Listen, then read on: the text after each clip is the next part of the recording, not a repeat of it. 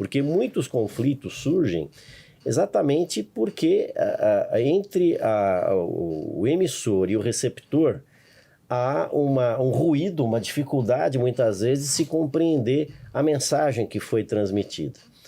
Por N razões, porque por desatenção, por uma formação prévia, por um preconceito, enfim. E como professor, né, como a gente muitas vezes tem que se preocupar com a comunicação, né? Porque hoje nós temos um público muito diversificado, com formações variadas. Eu me lembro, professor Ariovaldo, que eu lecionava certa feita e eu levei um texto do Marcos Feliciano para discutir em sala de aula e simplesmente para debater a questão relacionada à liberdade de expressão, à liberdade de comunicação e à liberdade de contratação. Porque ele dava uma entrevista sobre o Estatuto da Família.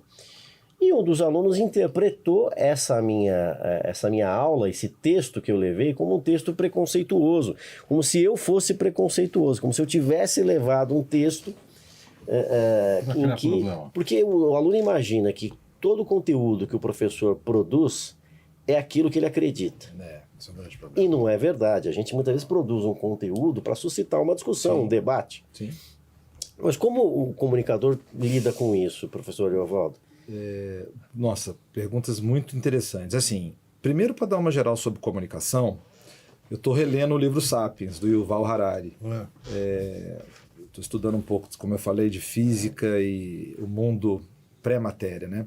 Mas Yuval Harari coloca lá que o divisor de águas de quando a gente deixa de ser guiado só pela biologia e passa a ser guiado também pelas ciências humanas, inicialmente a história, acontece na Revolução Cognitiva.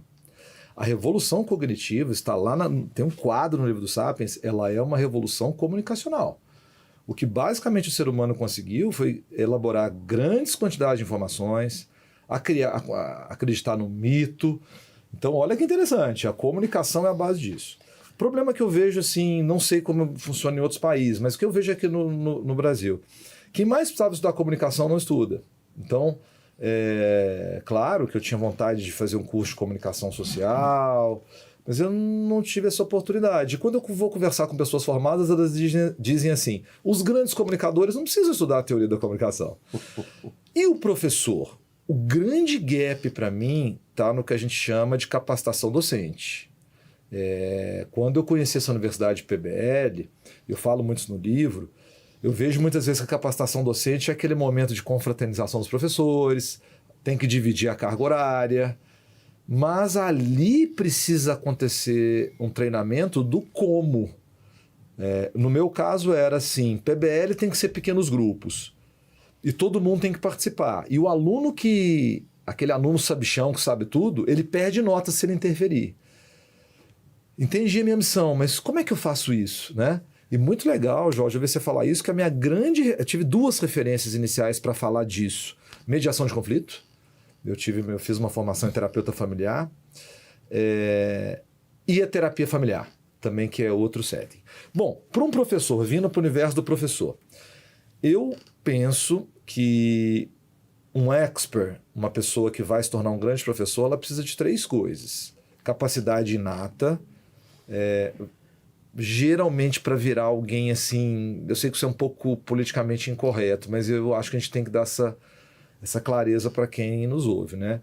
Na verdade, estou reproduzindo o que está no livro Outliers, do Mike Gladwell. Os experts, geralmente cirurgiões, capitão de bombeiros, eles têm capacidade inata.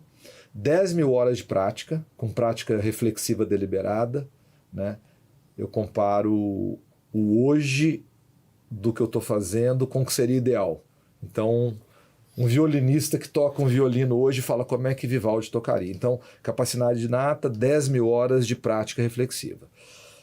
Legal. Chegamos agora, então... Pô, Ari, mas eu não sei se eu sou exatamente... se eu preciso reunir isso tudo, até porque é muito legal os professores que têm prática, né? Eu acho que esse modelo que a gente viu na educação corporativa, INSPER, o INSPER principalmente, que está ali perto de casa, mudei para São Paulo há algum tempo, que começa a valorizar, eu quero contratar professores que têm sucesso no mercado e sucesso acadêmico. Isso é muito legal, isso é muito legal.